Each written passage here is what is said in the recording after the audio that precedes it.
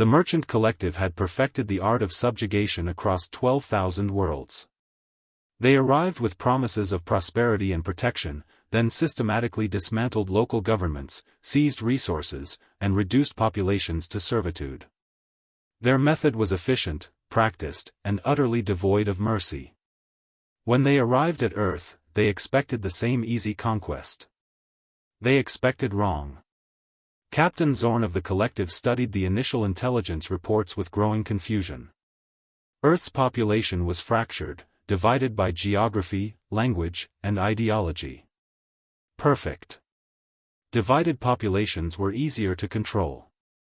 The collective's landing forces touched down on 6 continents simultaneously, their advanced weaponry making local militaries obsolete within hours. Then something unexpected happened. Humanity unified. Within days, Earth's nations set aside centuries of rivalry. Former enemies became allies. Scientists shared research. Soldiers coordinated strategies. The collective had anticipated resistance. All conquered species resisted initially. But they hadn't anticipated this, an entire civilization choosing unity over survival.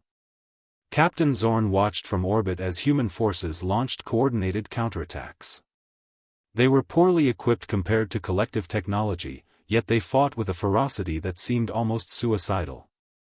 A human general named Lieutenant Colonel Amara Okafor led an assault on a collective command center. Her forces were outnumbered 10-1. She attacked anyway. "They're not following logical tactical doctrine," Zorn's strategist observed. "They're sacrificing personnel at unsustainable rates. They're buying time," Zorn realized with dawning horror. "They're not trying to win individual battles. They're trying to survive long enough to adapt." And adapt they did. Humans reverse-engineered captured collective weapons within 48 hours. They identified vulnerabilities in the invaders' armor plating. They studied enemy patrol patterns and learned to predict them. Most importantly, they refused to accept defeat as inevitable.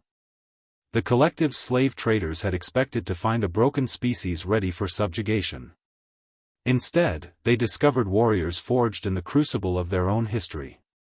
Humans had survived ice ages, plagues, genocides, and world wars. They had learned that survival sometimes meant fighting against impossible odds.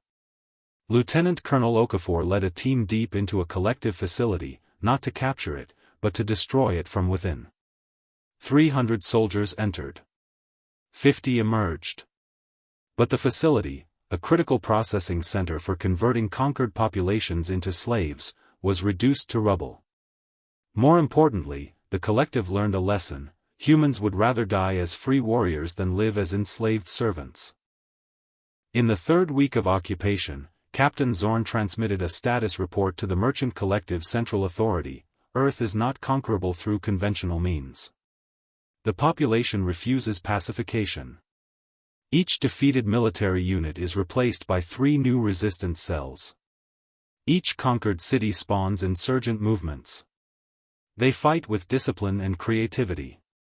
They coordinate across continents instantaneously. Most remarkably, they grow stronger with each defeat. The report included a recommendation that shocked the collective's leadership: withdraw from Earth. The cost of subjugation exceeds projected profit. This species cannot be enslaved, only exterminated. And the resources required for complete extinction exceed our current allocation.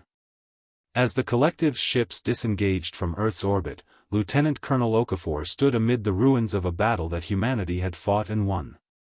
Around her, soldiers from 30 different nations stood together, their weapons still raised toward the retreating enemy ships. General Morris approached her, his face scarred from combat. "We won," he said simply. Okafor shook her head. "We didn't win. We survived. And sometimes, survival is victory enough."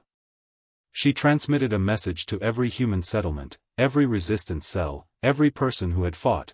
They came looking for slaves to add to their collection. They found warriors instead. They learned today what many before them have discovered: humanity cannot be conquered. We can be defeated, scattered, even nearly destroyed. But we will always rise again. We will always fight. We will always be free. As dawn broke over Earth, a civilization that had nearly been enslaved understood a fundamental truth about itself: they were not a species built for servitude. They were warriors born from struggle, forged in adversity, and unbreakable in their pursuit of freedom. The merchant collective had learned an expensive lesson. Some species, no matter how advanced your technology, cannot be made into slaves. Because some species have already paid too high a price to understand the value of freedom. Retriclod can make mistakes.